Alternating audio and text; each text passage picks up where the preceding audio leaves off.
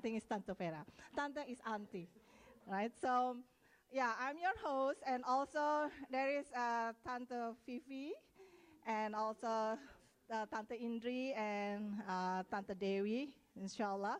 So, Alhamdulillah, inshallah, everyone is in good health, right? And enjoy the Muktamar, inshallah, right? And thank you for coming for Sister Suzy Ismail.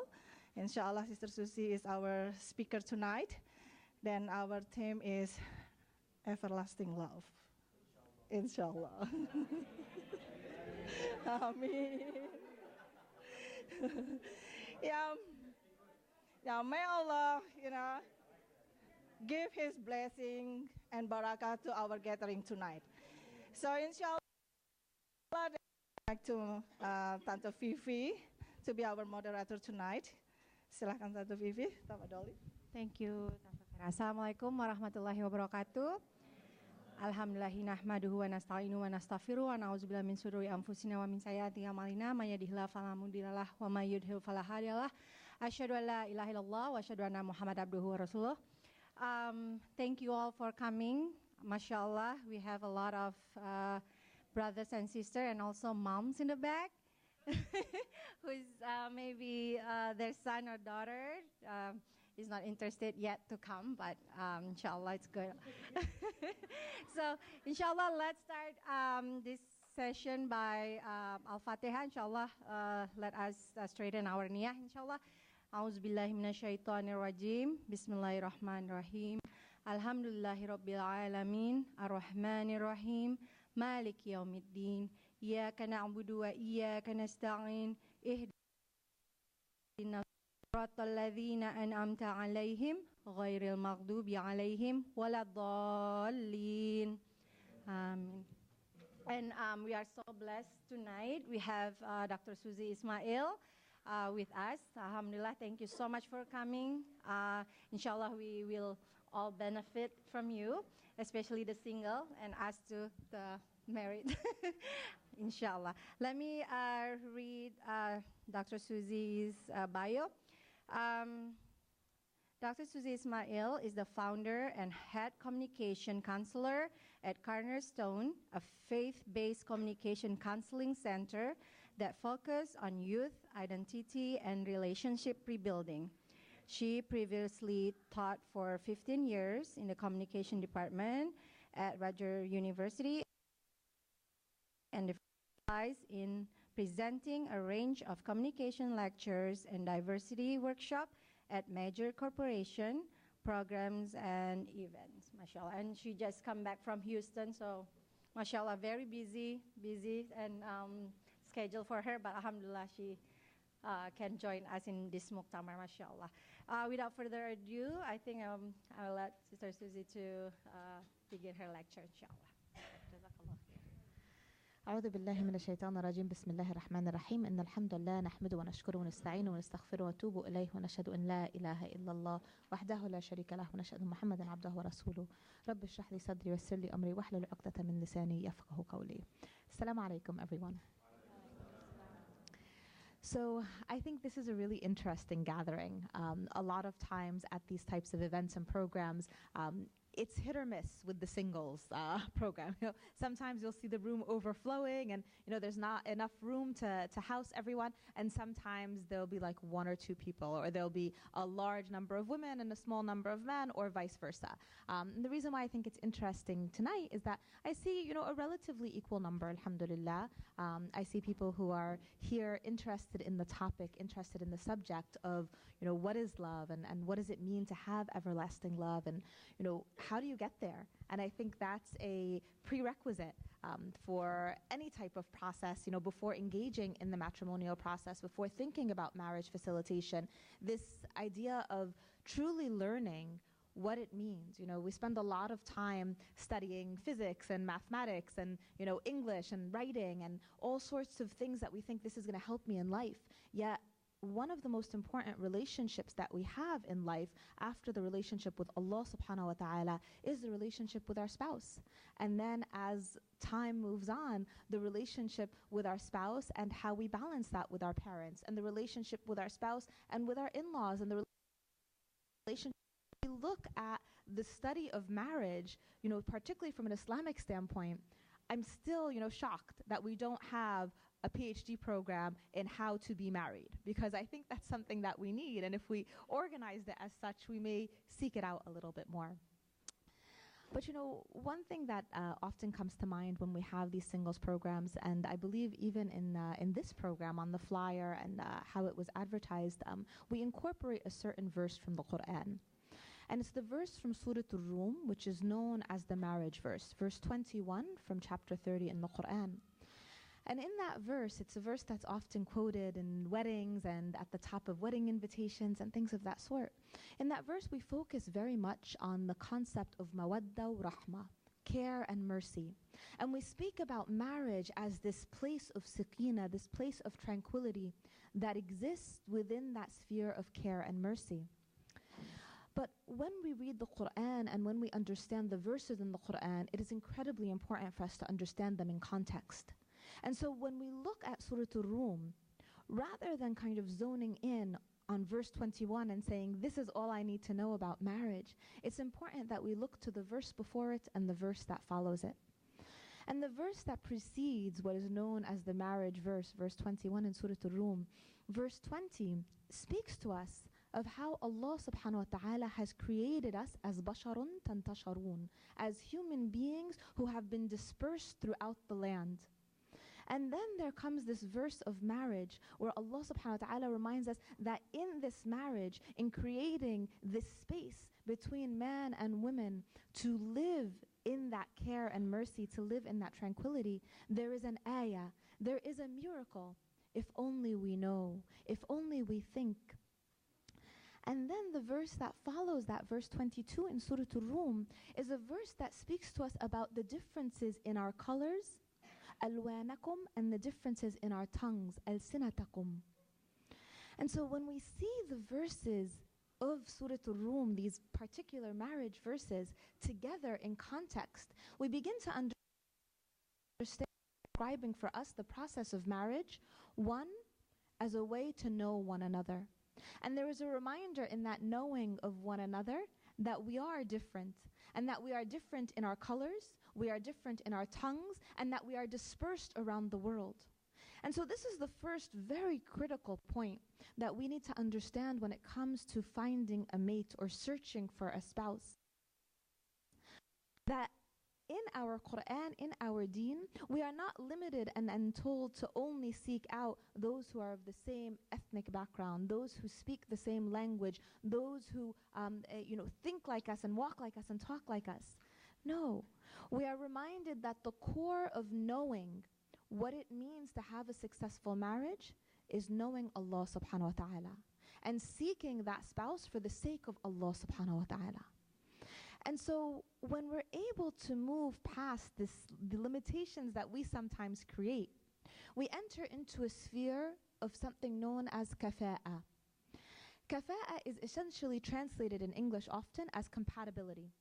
But it's not the type of compatibility that you can learn from like taking a Myers-Briggs personality test, or you guys know what I'm talking about, one of those BuzzFeeds, like if you were a food, what food you would be, and and then you see if your mate is the same food.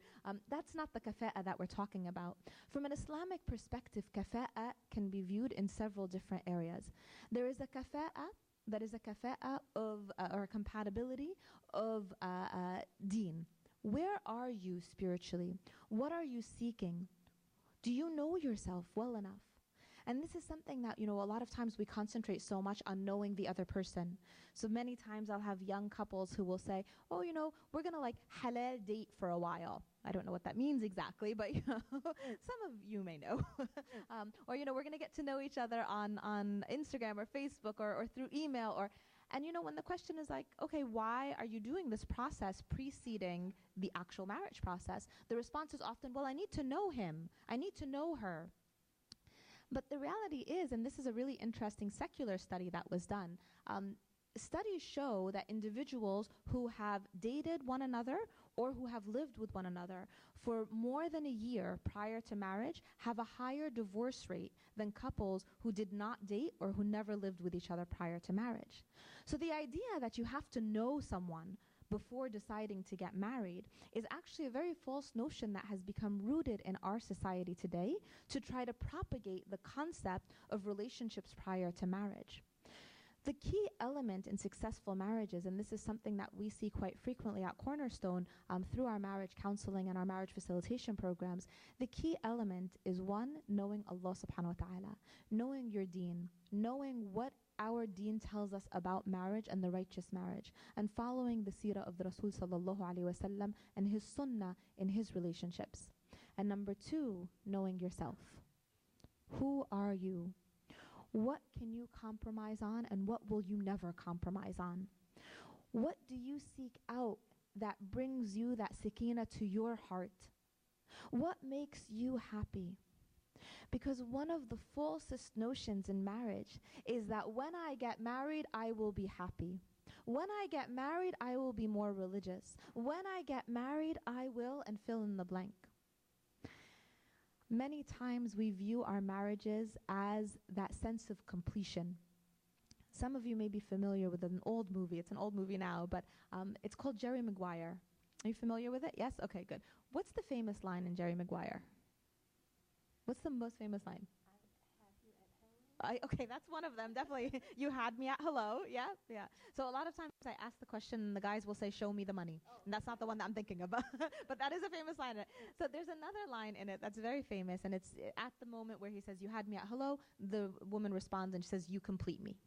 And that concept of completion is something that we label because it's this idea that when you find someone, they will be your completion.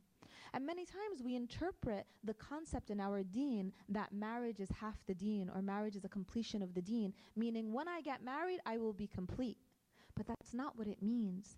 The reason why in our deen we are reminded that marriage is a completion or marriage is half the deen is because it is the relationship in which we must exert the most patience. It is the relationship in which we must be the most selfless. It is the relationship in which we must navigate the waters of interacting with another for the sake of Allah subhanahu wa ta'ala during the and this is why it is a completion of our deen, because within the marriage dynamic itself, we find pathways to grow closer and closer to Allah subhanahu wa ta'ala through pleasing Allah by pleasing our spouse, through seeking the pleasure of Allah by seeking the pleasure of our spouse. And so this is what completion of the deen really looks like within the marital relationship. But what it means to find a spouse or what we should seek in a spouse is, again, not that completion in that idea of I will be happy when I get married, but instead a complementary relationship. Meaning that when you are with your spouse, you are the best version of yourself. They are the best version of themselves. And that you bring that out in one another through mawadda wa rahmah. Through what we began the conversation with, care and mercy. So what does care and mercy look like in a relationship? You know, when we look at the Rasul sallallahu alayhi wasallam and we look at the relationship between the Rasul sallallahu alayhi wasallam and Khadija radiallahu anha, we see a love story like no other. Forget Romeo and Juliet, forget Bella and Edward, or I don't know who's popular now, but whoever, I don't know, Jay-Z and Beyonce, whoever happens to be, you know, the topic of the hour.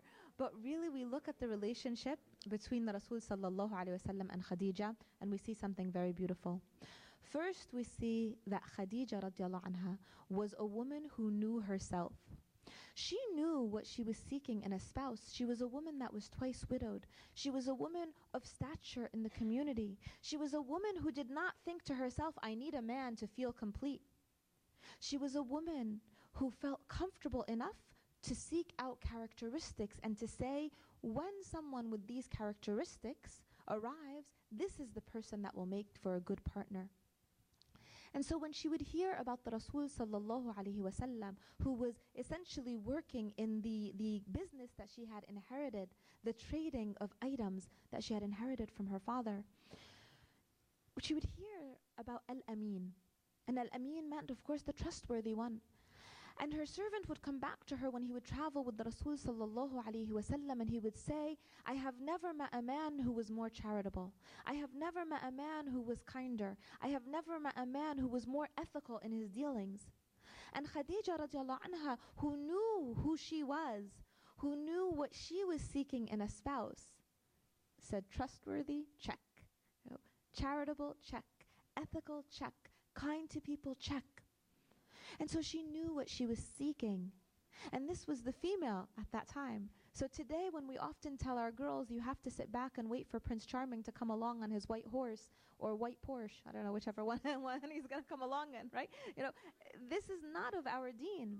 Because our deen reminds us that whether we are men or women, in Surah Al-Ahzab, we see that Allah subhanahu wa ta'ala reminds us by telling us the believing men and the believing women, the men who guard their privates and the women who guard their privates. And the verse continues to talk about both men and women as being equal in the eyes of Allah subhanahu wa ta'ala and being judged on the merit of their deeds.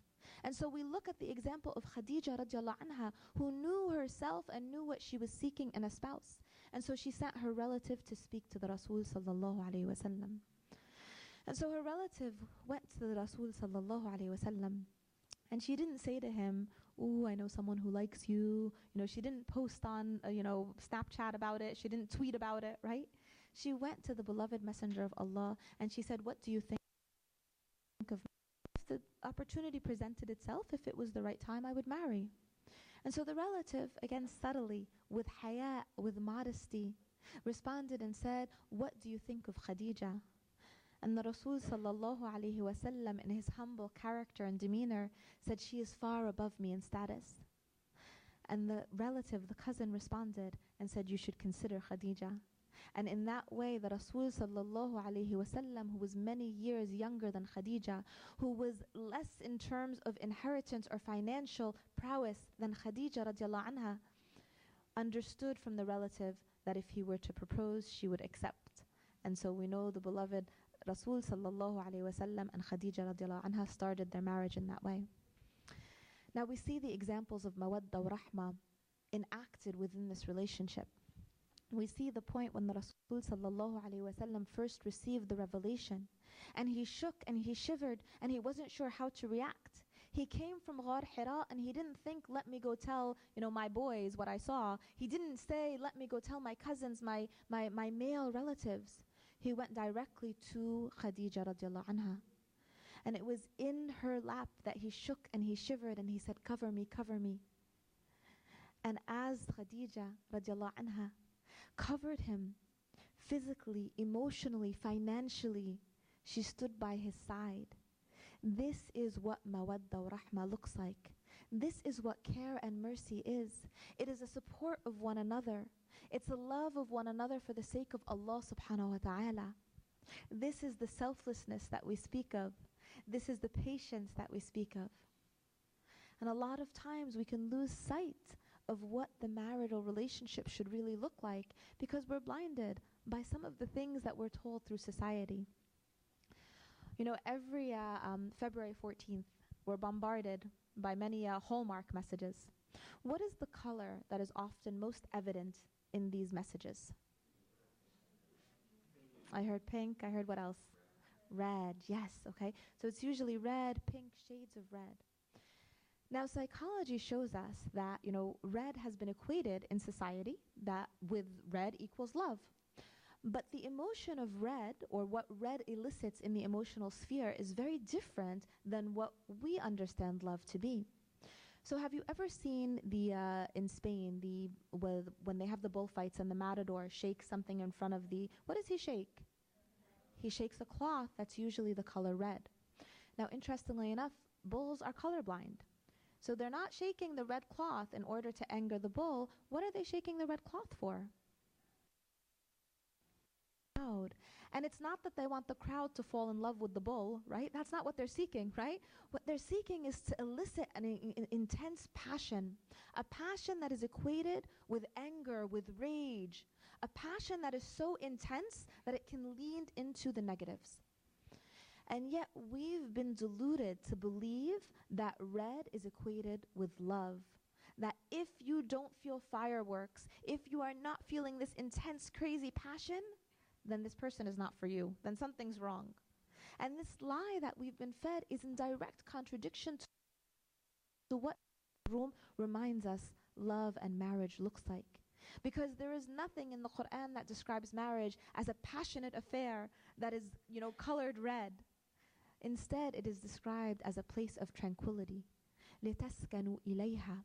The purpose of our marriage, when we look at that term لِتَسْكَنُوا in the Quran, we see that it comes from the root word of sakan or sukoon. When we are reading the Quran and we come to a sukoon, what do we do in our tajweed? We stop and we take a breath. Okay? So we stop and we take a breath, and this is what our marriages should look like.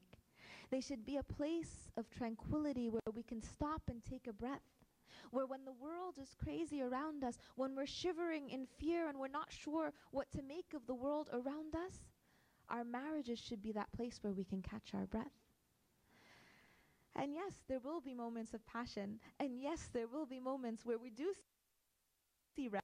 It might be red where we're really angry at our spouse and we're like, remind me again why I married you. And they're madly in love with our spouse, and we can't thank Allah subhanahu wa ta'ala enough for His mercy and His rahmah in granting us this person in our lives. But that's not the meaning of marriage. Those are moments in our marriage. And many times today, when we go online, we look at, again, Instagram or Snapchat or Facebook, we look at our feeds and we see pictures of couples holding hands on the beach in Fiji. We see a happy family in front of the castle in Disney World. And we think this is what marriage looks like. This is what I need. But really, marriage is all of the moments that don't make it to our Facebook feed. Marriage is all of the moments that don't make it into the photo album. Marriage is all of the conversations that we have over breakfast that we forget about a few minutes later. Marriage is who wakes up earlier to make the other person a cup of coffee. Marriage is about the moments of mawadda wa rahmah, of care and mercy, that envelope our spouse in that sense of security, and that envelope us in that sense of safety, and that sense of togetherness for the sake of Allah subhanahu wa ta'ala. Now, I don't know how we're doing on time, so I just want to, because I could go all night about this, so we have about 15 minutes, alhamdulillah. Okay, so we're just scratching the surface right now, right? We're just starting with understanding what is marriage, right? So are we going to have time for questions, or we will? Alhamdulillah, good. So we're just trying to understand what marriage is as a whole. But now let's dive. What happens throughout the process? How do we get married, first of all? And when we asked the question of who here was single, there was lots of hands raised. So I think, today, again, we've got these, all these social, lowered our guard a little bit. And one of the most beautiful characteristics of our deen is the characteristic of haya, or modesty. And that modesty encompasses more than just how we dress, even though we often equate haya with hijab. But it really encompasses how we carry ourselves, how we talk, how we interact, what we think, what we see, what we allow our ears to hear, what we allow our fingers. And so maintaining that sense of haya is critical, and particularly as we begin to enter into that marriage process. So we'll take a scenario, for example. You're sitting in calculus class, you're in college, maybe you're at work, and you're sitting there, and Amina walks in, and you're like, ooh, Amina, mashallah, yes, mashallah, tabarakallah, Allahu Akbar, yes. So you're thinking, okay, this is someone I may be interested in. What's the next step? What normally happens? What is it? You go back to work. All right. Well, that's one way of doing it. But no, lots of times you'll talk to the person. You'll say, hey, what is it called? Snapchat handle? What is it? Snapchat? I don't even know what it's called. Whatever it is. Whatever it is. What's your? Okay. MySpace. Does that even exist anymore? Yeah. Okay. So you try to connect with the person, right? And you try to find a way to connect with them. A lot of times the way to connect these days is directly through social media. Now, the difficulty in connecting through social media is it takes us back to what we first started talking about, the idea that you have to know the person or you have to get to know the person. And in that process of getting to know the person, many times we lose sense of that hayat. Many times it can be very easy to slip into a place where it's like, oh, they call it courage juice, where you're behind a screen and things that you would type or things that you would post are very different than what you would say in person. So let's go back to our examples of the Rasul sallallahu alaihi wasallam and Khadija. Knowing yourself and also knowing who in the community can be a connector. So I think you have some sisters in the community here, mashallah, who I believe run the marriage facilitation program here in the Muqtamar. There are people in your community. A lot of times we say, well, oh, there's no one around anymore, like at the time of the Rasul sallallahu alaihi wasallam. But those people exist. In your college, you may have a chaplain. You may have the imam who normally leads in the masjid. You may have, an uncle who happens to know everyone. You have an auntie who happens to know everyone. Reach out, because we cannot have successful marriages if we do not have the support of the ummah.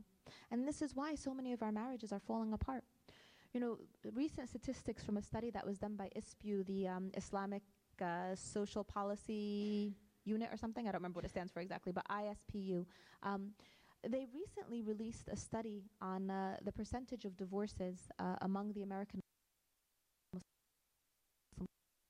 And we used to say, at large, this was about 10, 15 years ago, at large, the American community is almost at 50% divorce rate. The Muslim community is only about 30% divorce rate. But right now, the Muslim community is at a 48% divorce rate. That means if we look around this room, 50% of the people in this room, according to statistics, will end up with a divorce. Unless we seek to realign the direction that we're moving in terms of our marriages. We seek to realign what it is that we're even seeking in our marriages and what it is that we expect to get out of our marriages. We're heading right now in terms of expectations that may be built on false notions, in terms of the getting to know someone in a way that may compromise our hayat, in terms of getting to know each other and focusing on the dunya more than on the akhirah. We are seeing so many difficulties happening in relationships. So what are the difficulties that we're seeing and how can we counter them? There are 5 areas of concern that we break what was termed or here in this session was called everlasting love. That seeking of a spouse that you will love in dunya and you will be with in akhirah. So those areas consist of domestic violence, and the domestic violence is not only in the form of physical abuse, but we are seeing a great deal of emotional abuse, of verbal abuse, of financial abuse, and abuses that go far beyond what describes mawadda wa rahmah, that don't exist within that realm of mawadda wa rahmah. We are also seeing a great deal of difficulty with infidelity. And this goes back to the topic of hayat. And yes, infidelity is an issue in our Muslim community. And it's not just physical infidelity. In the past we may have described infidelity as, physically meeting with someone behind the shed after work. That's not what's happening. We're seeing a lot of emotional infidelity. Emotionally giving that part of yourself that is reserved for your spouse or that should be shared only with your spouse to someone else. And it happens through emails, it happens through texts, it happens through Facebook, it happens through Snapchat, it happens through Twitter.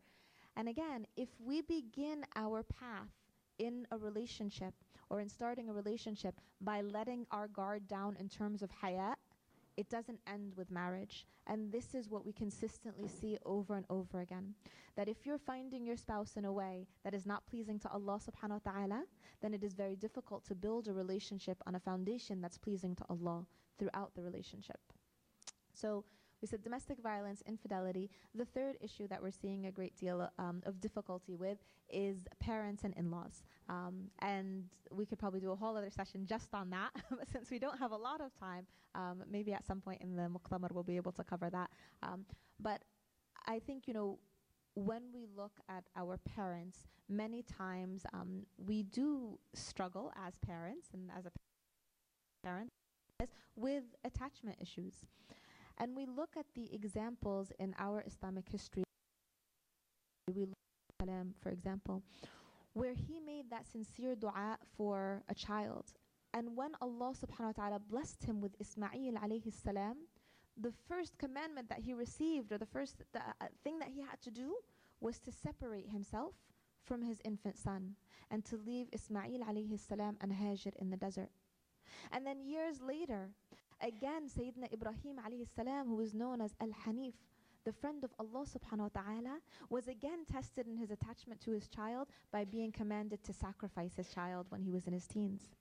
And yet today, as parents, many times, we feel very possessive about our children. Sessions throughout the Muqtamar, so make sure your parents come, okay? We're going to talk about the importance of detaching and being able to... Children do have their own lives. But that is a difficulty that we do see definitely with parents and in-laws. The third area that we see a lot of difficulties. So we live in an era where, again, we have both men and women primarily working outside of the home. And you know, there's a lot of times we like to cherry pick in our deen. So we have a lot of couples who will come to our office and the woman may say, well, it's my right as a Muslim woman to have my own wealth. It's my right to have my own bank account. It's my right, if I want to buy $1,000 bag, I'm going to buy $1,000 bag. In the meantime, the husband is like, I can't pay the rent. We're behind on our mortgage. You know? We can't afford this $1,000 bag. Is this a case of mawadda wa rahma? Is this a case where the couple together is working hand in hand? Is this a case where, when we look at, again, the example of Khadija radiallahu anha, who was one of the wealthiest women in town at the time, at her death, they barely had anything to eat. They were eating leaves, her and the Rasul sallallahu alaihi wasallam. So when we talk about mawadda wa rahma, it is something that has to come through the marriage in all its aspects. And the final element that we see as one of the largest reasons for divorces among couples is stress. And that stress, it encompasses many things, of course, but stress in terms of raising the children, stress in terms of not seeing eye to eye on, you know, directionally where the couple is going, stress in many factors. And again, throughout these elements, one of the things that is most missing in the relationship in trying to seek out that everlasting love is the emotional element, the empathy that the Rasul sallallahu alaihi wasallam showed us in terms of how he related to his wives. One of my favorite narrations of the Rasul sallallahu alaihi wasallam is a hadith that's narrated by Aisha radiallahu anha, where she said there was a period of time where she was on her menses and she was sitting with the Rasul sallallahu alaihi wasallam, and she took a cup of water and she drank from it. And she said the Rasul sallallahu alaihi wasallam took that same cup, turned it to the part where her lips had touched, and he drank from that same spot. Why? Because he knew that his wife was in a period of time where she felt vulnerable, she felt unclean maybe. He could anticipate her emotional needs without her having to say a word. And so by that small gesture of taking the cup and drinking from the spot that her lips had touched, Ya Allah, this is mawadda wa rahma. Subhanallah. There's another beautiful narration from Aisha radiallahu anha. Oh, they're all going to be drinking from the same cup now? How are we on time? 4 minutes, okay. 5 minutes. Subhanallah. And we see though this relationship was reciprocal. Again, the Rasul sallallahu alaihi wasallam, from his emotional intelligence, from his empathy and his reaching out to his beloved wives, to the mothers of the believers, we see that they reciprocated that. And another beautiful narration from Aisha radiallahu anha, she spoke of a time where there was a weapons demonstration that was occurring in the masjid. And so the Rasul sallallahu alaihi wasallam asked her, do you want to watch it? And she said yes. And so she stood behind the Rasul sallallahu alaihi wasallam, and she said she anchored her arms around his waist, and because she was shorter than him, she rested her chin upon his shoulder, and she rested her cheek upon the cheek of the Rasul sallallahu alaihi wasallam. And she said we stood there for some time, and the Rasul sallallahu alaihi wasallam said to her, have you seen enough? And she responded and said no. So she said we stood for some time longer, and again the Rasul sallallahu alaihi wasallam said, have you seen enough? And again she said no. And she said a third time he asked, have you seen enough after some time? And then I said yes. And in giving this narration, Aisha radiallahu anha said, Wallahi, I had no interest in the weapons demonstration, but I so loved standing so close to the beloved Messenger of Allah, with my arms encircling his waist, with my chin resting upon his shoulder and cheek, knowing that if I had wanted to stand there longer and longer, he would patiently wait. Again, this is mawadda wa rahmah. This is everlasting love. This is a love that's rooted in a love for Allah subhanahu wa ta'ala. A love that's rooted in knowing that you will seek the pleasure of Allah when you seek the pleasure of your spouse for His sake and His sake alone. I think we're coming to the end of our time here, but there's a great deal more that we can talk about in terms of love. Just a few thoughts to leave you with. Before you get married, there are some secular books that I want you to read and some religious books as well. So there's a cute little book by Gary Chapman named The 5 Languages of Love. Read it. Read it. Because when we look at the Rasul sallallahu alaihi wasallam, we see that he encompassed all 5 languages and he spoke them beautifully with each of his wives. And he would adjust based on, there's beautiful ahadith that remind us and that exhibit that. So read the 5 languages of love, but read it along with the seerah of the Rasul sallallahu alaihi wasallam.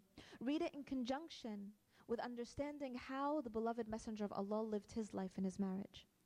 And there's a whole other list of books that I can share with you up and speak to me. We also have a marriage facilitation program through Cornerstone. It is completely free as well, so don't leave any stone unturned. Work with the Muqtamar marriage facilitation. Fill out our forms as well. You never know where your nasib is, and if you're at that point where you feel like you're ready, really seek out that knowledge, because that's one of the most critical steps of having a successful marriage, inshallah. Jazakumullah khair. May Allah bless you all with righteous spouses, inshallah. MashaAllah, takbir.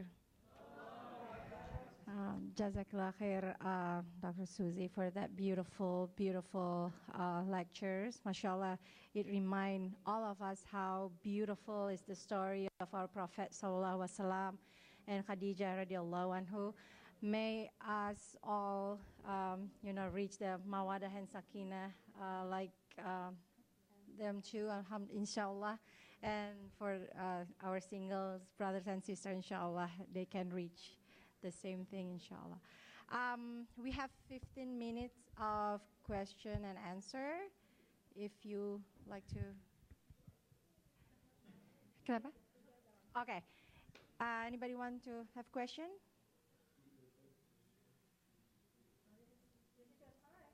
Fifteen minutes only.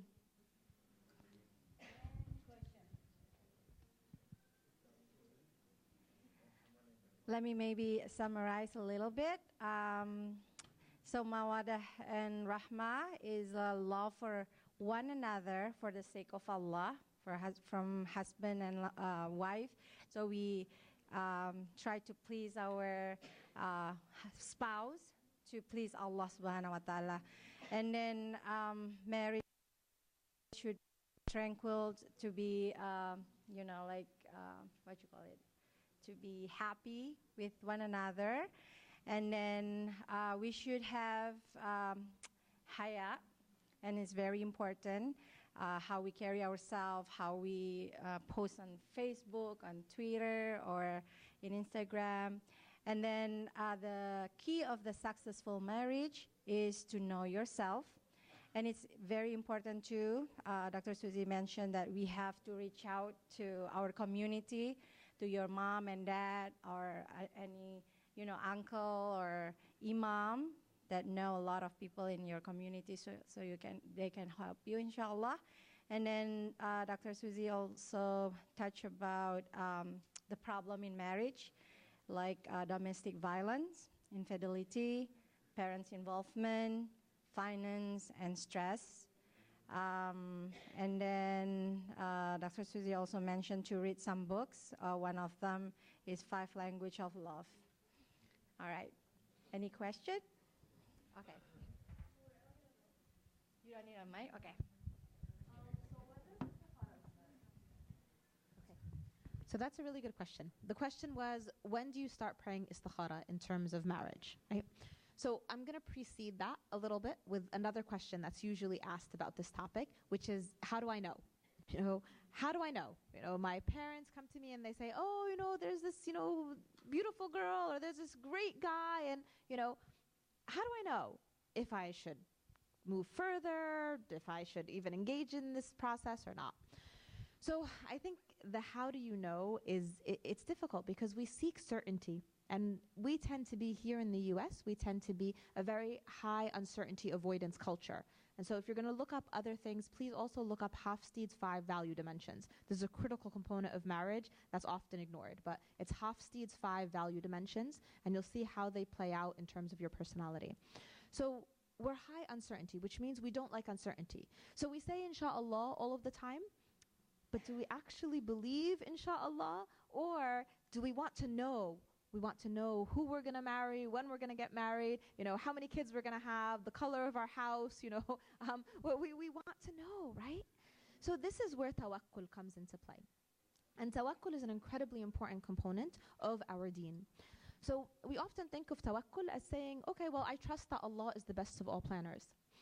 But there are two elements, and we know in Arabic language, a difference in terms of a hamza or a shadda can change the meaning of the word. So there is a word that is tawakkul. Tawakkul is when we say, Allah is the best of all planners, and we sit at home eating a bag of Doritos and say, He's going to send me my spouse when the time is right. Okay? That's not what we want to do. Okay? Tawakkul is an active perseverance with that understanding and that recognition that Allah is the best of all planners. So we see tawakkul, for example, in the example of Maryam radiallahu anha. We see that when Maryam was told by Jibreel that she would bear a child, she had that sense, of course, that sense of tawakkul, that faith, that reliance upon Allah subhanahu wa ta'ala. But at that same time when she was commanded and told she would bear a child, she also received a commandment, and we see the verse in the Quran, to shake the trunk of the palm tree, to do something, to take an action. The concept of tawakkul in every example in the Quran and in our Islamic history is wrapped with an action. So again, we go to the example of Sayyidina Ibrahim alayhi salam.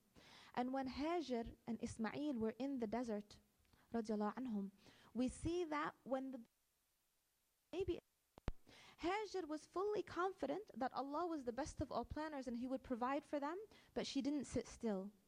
She committed to sa'i, and sa'i in Arabic, that term means to strive. And the sa'i was 7 times back and forth from Safa and Marwa looking for water. She never doubted that Allah subhanahu wa ta'ala would provide, but that is tawakkul. She did her part. So I know I'm taking a circuitous route to answer the question, but we're going to get there. So step 1, and how do you know? Do your part. Meaning don't close doors. Meaning if your family comes to you and says, I have the perfect person for you, don't just shut the door and say, nope, not interested. I'm definitely not going to get married now. Engage with your family. Ask why. Why do you think this person is perfect? Again, remember the Rasul sallallahu alayhi wa sallam, when Ali radiallahu anhu came to him and he was embarrassed, he had that haya.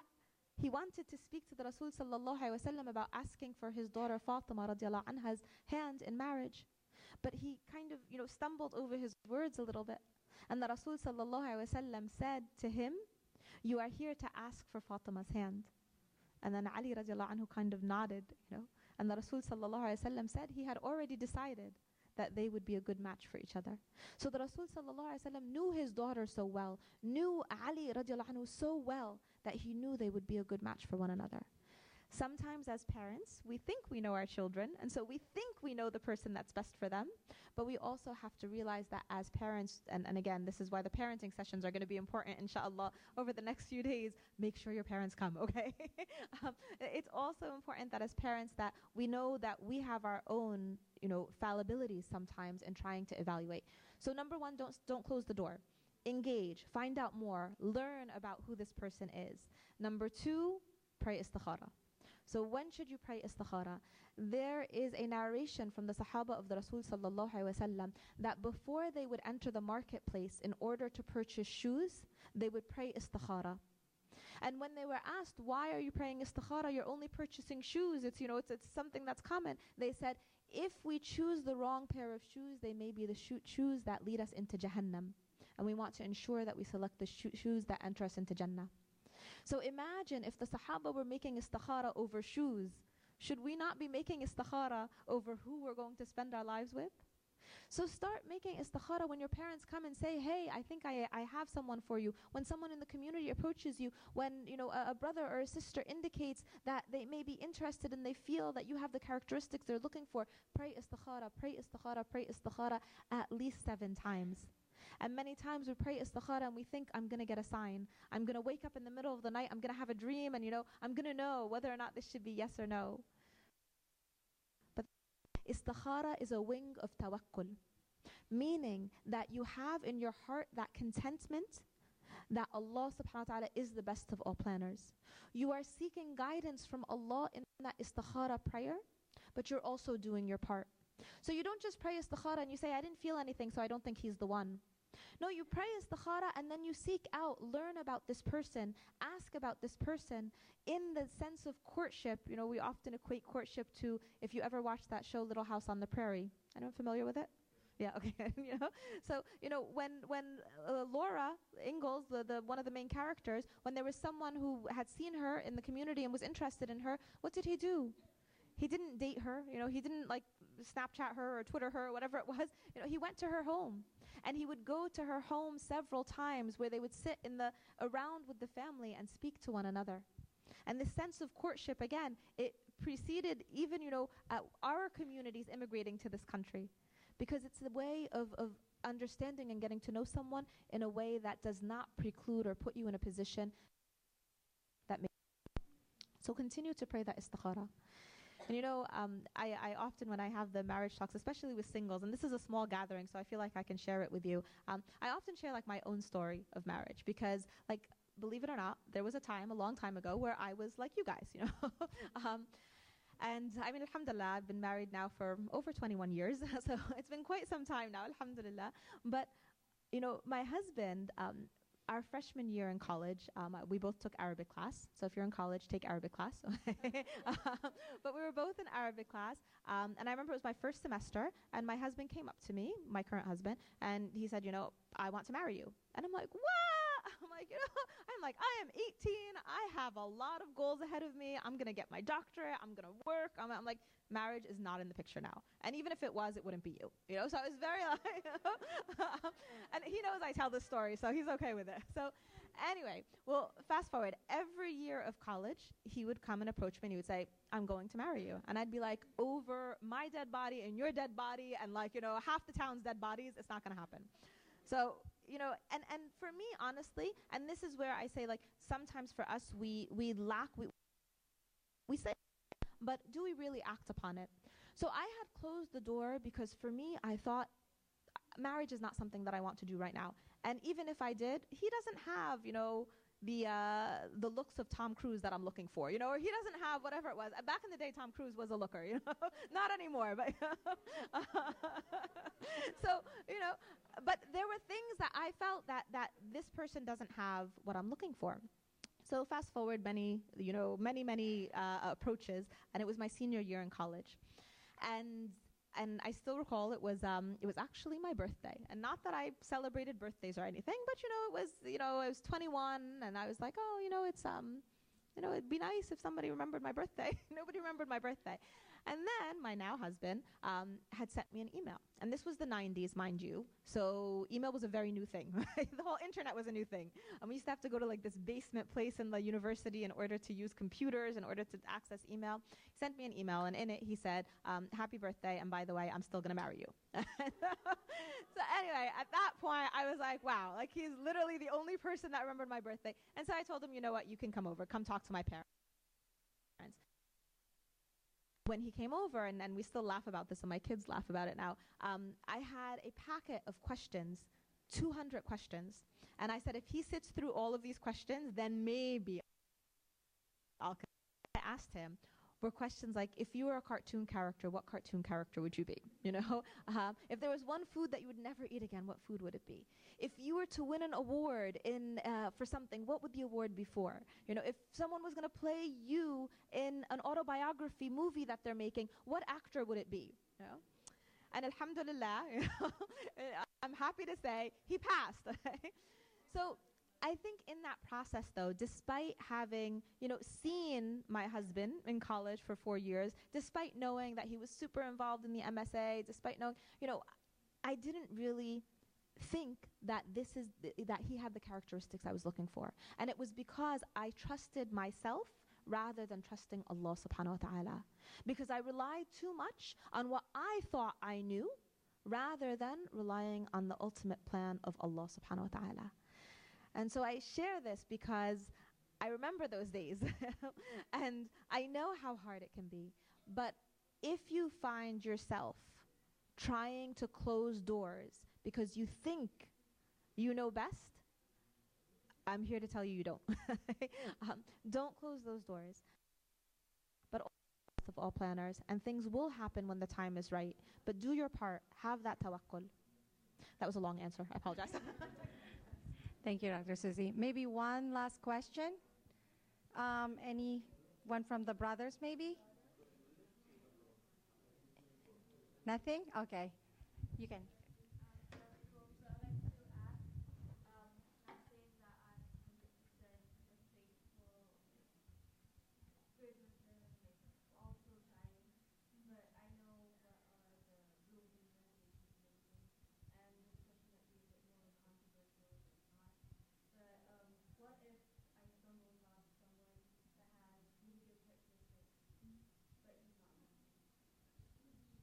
Okay, so very good question. What happens if you stumble across someone who has really good characteristics? So Allah subhanahu wa ta'ala reminds us that He knows us better than we know ourselves. That He is closer to us than our jugular vein. And so we do not question the hikmah of Allah subhanahu wa ta'ala. Allah subhanahu wa ta'ala has clearly given us His hikmah in knowing that as a female, that as a Muslim female cannot marry anyone other than a Muslim. Now, a Muslim male, this is a question that we get quite frequently about the people of the book. Can a Muslim male marry someone who is Christian or Jewish? Many scholars have researched this topic and have really tried to apply the fiqh and the usul of it. And many of them have come to the point of realization that many of those who ascribe to Judaism and Christianity today ascribe to shirk. They do not follow the people of the book who truly believed in the book and believed in La ilaha illallah at the time of the Rasul sallallahu alaihi wasallam. So I'm not going to give a fatwa, either way about this topic. There are many scholars who have studied the fiqh of this topic, and I would definitely, encourage you to speak to them, and I can give you their contact information as well. But I also want to talk about this from the marriage counselor perspective. Remember that term we used in the beginning, kafa'a? Kafa'a, compatibility, is incredibly important. Okay, and so if you have grown up in a household that truly, allowed you to experience what it means to be Muslim, even if there are days where you couldn't wake up for Fajr, even if there are days where you struggled with your hijab, where you struggled with your modesty, even if there were days where, you felt like, I could probably be a better Muslim, but still having that root of a return to the fitrah. And the fitrah is that being born with that connection to Allah subhanahu wa ta'ala, knowing the truth within ourselves, where all of us are born with that fitrah, and not being corrupted by society to be pulled towards something different. If you have lived that life and tasted the truth, any marriage that is a marriage with someone who has not experienced that truth, who has not come to truly believe in La ilaha illallah, there will be no kafa'a between you. There will not be spiritual compatibility between you. So first we look again at the religious aspect of it, the hikmah of Allah, and then we look at it from the terms of the compatibility even. Who has good characteristics. If there is someone that you feel like, okay, this is a person who I really think I could marry, if only they were Muslim. seek out ways to teach this person about Islam. Or maybe if you have feelings for them, you shouldn't be the one teaching this person about Islam. You should probably put up that hijab, put up that boundaries between you and him, or you and her, because you may fall into the haram in that way. But be the best Muslim that you can be, and know that Allah subhanahu wa ta'ala yahdi man yasha. And if it's written for this person to come to Islam without you being involved, then this person will be halal for you. But if it is written that this person stays in the dhalam, then you make sincere dua for them. You ask that Allah guide them, and you ask that Allah subhanahu wa ta'ala guides your heart to that which is most pleasing to Him. And there's a beautiful dua that I think we could kind of close with, which is one that we should consistently repeat, that the Rasul sallallahu alaihi wasallam would repeat all of the time. And it is, Ya muqallib al-qulub, thabbit qalbi ala dinak. O changer of the hearts, keep my heart steadfast on your faith. Because that is the one thing that must maintain or be retained in our hearts. Because there will be times where even within the best of marriages, we may look at our spouse and be like, I'm really annoyed at you right now. Like, I love you for the sake of Allah, but I'm really annoyed at you right now. You know? And so our hearts will wait to salah, our hearts and our iman goes up. And you want to be in a relationship with someone who will repeat this dua with you, Ya muqallib al-qulub, thabbit qalbi ala dinak, so that together you will maintain that relationship with Allah subhanahu wa ta'ala, and inshallah in doing so, you'll maintain a beautiful relationship with one another. Thank you so much, Dr. Suzy. Because we have time constraint, we have to end the lecture part of this activity right now.